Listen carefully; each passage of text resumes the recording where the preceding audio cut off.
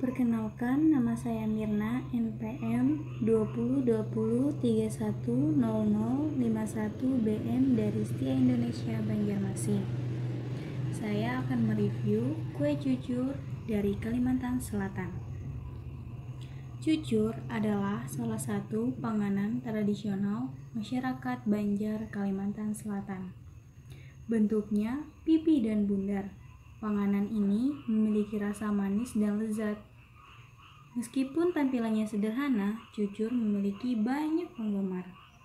Bahan untuk membuat cucur ialah tepung beras, tepung terigu, gula merah, gula pasir, daun pandan, air, garam, dan minyak goreng. Cara membuatnya cukup mudah. Yang pertama, campurkan semua bahan kecuali tepung, masak dan aduk hingga meletup-letup. Sisihkan dan dinginkan hingga hangat kuku. Kedua, campur tepung dan ayak.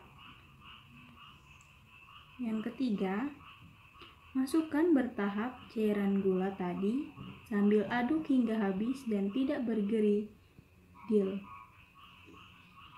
Yang keempat, tutup dengan kain dan diamkan selama 30 menit.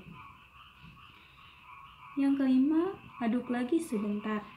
Dan yang terakhir adalah goreng satu persatu di wajan cekung dengan sedikit minyak hingga bersarang.